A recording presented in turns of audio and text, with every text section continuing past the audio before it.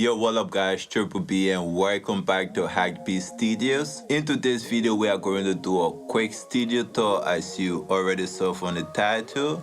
And the main reason why I'm doing this studio tour is because early this year around January, I completed the final touches of the room, and since then I've had some successful mixing sessions in here as well as recording sessions. 2 of the songs are currently out. I'm just going to hold the camera and do a voice over while I show you around the studio and how everything is kind of connected to each other. This is my view from the window. This is what my neighbor sees when I open my curtains sometimes. And yeah, this is the first thing we're gonna talk about. The monitor is LG monitor, I guess 32 inches. And this one up here, I got it on flea market. I paid 10 euros for this monitor here. It's my secondary monitor. These 2 monitors are connected to the Windows, but the MacBook is also connected to this LG monitor. Because I have 2 systems, I need 2 keyboards, right? This is the mouse for the Windows. This is the mouse for the MacBook. This is my main interface to the PC, and it's connected via FireWire cable somewhere right back here. Need additional light, but I just get my phone.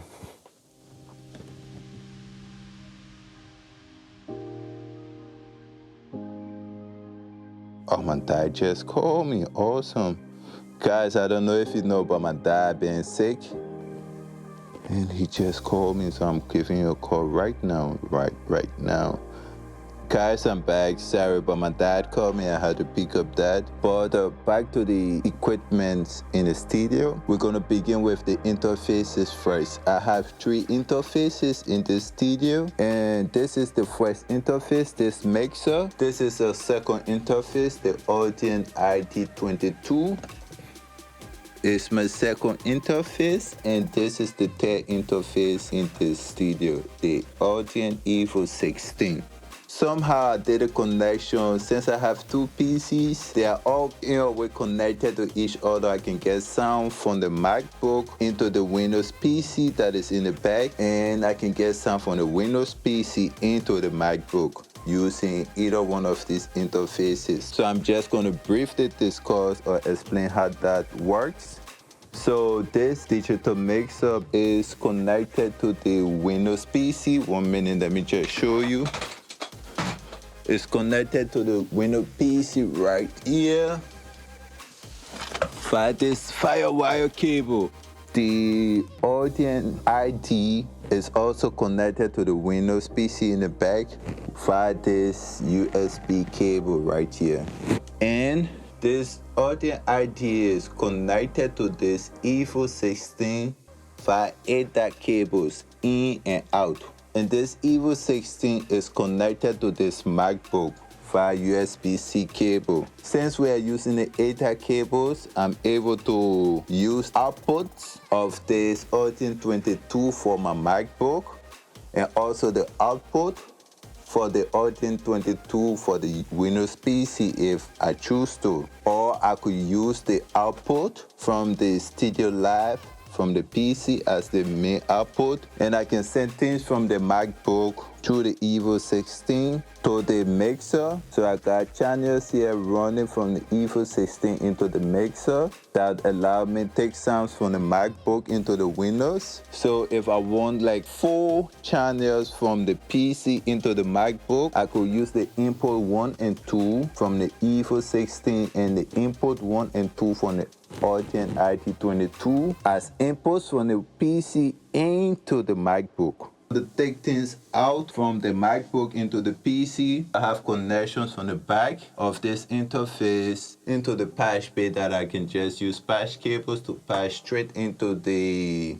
PreSonus Studio Live mixer. Let's backtrack. Studio Live is my main or primary interface for the Windows PC, and the Audien 22 is a secondary interface for the Windows PC. But there are a few ways I can get things from the MacBook into the primary interface for the PC Or I could just change the interface and use the IT22 as the interface in the DAW when I'm using the PC. And I will have all the inputs and outputs from the Evo 16 working in the PC through the IT22 using the ADAT cables. As you can see, I have a full set of studio monitors. This is my primary monitor when I'm in sitting position. And this is my primary monitor, this Yamaha, when I'm in standing position. So I'm always in the sweet spot. And when I'm sitting, this is my primary monitors, the PreSonus or Ares 8. And then this is my secondary or reference monitor, also from PreSonus 3.5. I've tuned this monitor here with this monitor profile more bass than this or PreSonus 8. And if I'm mixing, I'm certified for mixing sitting position. All I have to do is just come here and then raise my desk head to standing position and watch it do its magic. Goes up to standing position. Good.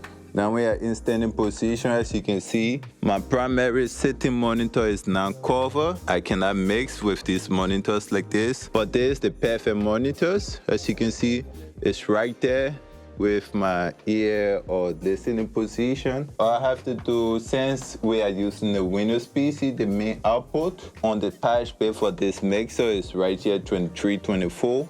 And this Yamaha monitors is on 7 and 8. And now we can mix using the mixer straight to that monitor. And it's very decent. I'm currently going on a severe back pain for the past 3-4 years. And it hasn't really been healed yet. That's why I invested into a standing deck. There's also DIY build. You can tear from these. And if I'm done mixing standing, I can come to my sitting position. And then while it's going back down, as you see here, these are a bunch of record players. And there's the Xbox, there's the PC.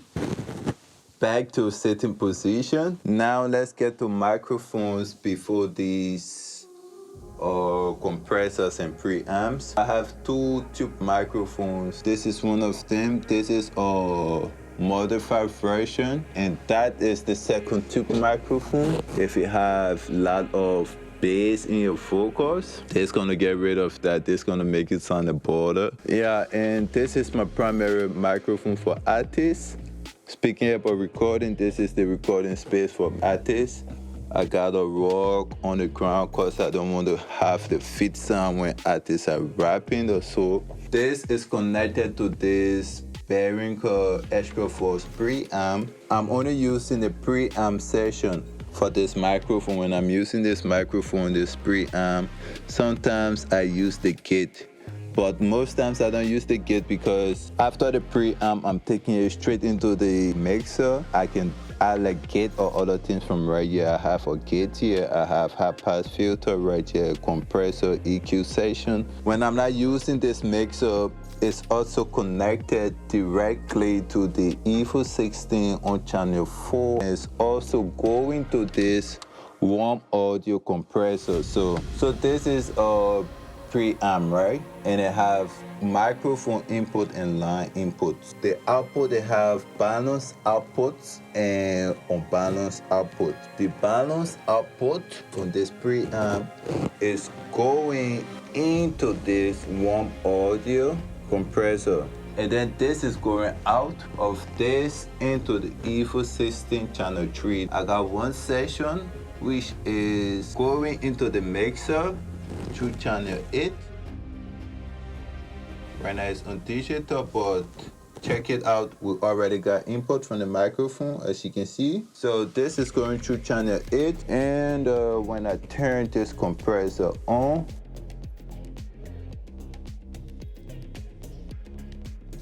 we have a signal to from the microphone. So this one microphone is going into this. I could use the EQ here before taking it back into the Audien or the Evo 16.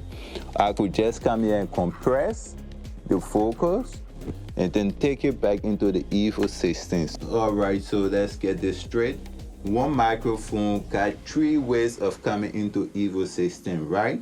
Channel 3, is the warm audio coming back in. Channel 4 is the unbalanced that right from here is coming straight here. And one of the unbalanced that right is coming into channel 8. This is the second microphone as we discussed. This is connected to this Stereo Audio preset compressor and microphone preamp. So the balance output is going into 5 and 6 in the Evo 16, and the unbalanced section 13 and 14 for the second microphone.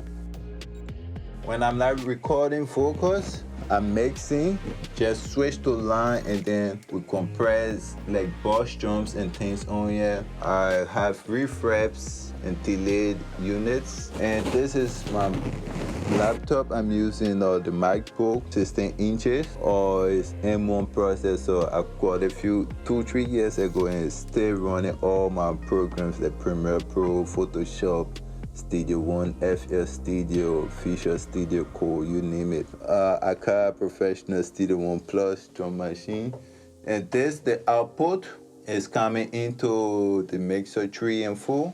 And it's also connected to the MacBook using the USB cable. And let's take a look at the back wall. This is a DIY diffuser I built. When I did the cutting, I wanted to make this entire thing like diffuser, but I realized the room isn't that big, although to use very big diffuser. So after going through some measurements, this is what I realized was going to work for me. And then I removed some of these cuts in these spaces and just fill it up with acoustic foams I had. Above the DIY diffuser box, as you can see, I have this long rack I'm using for storage. So I store items I use occasionally but not frequently. On the back wall, this is the only thing I have right now. I don't have acoustic foams or panels on this other side.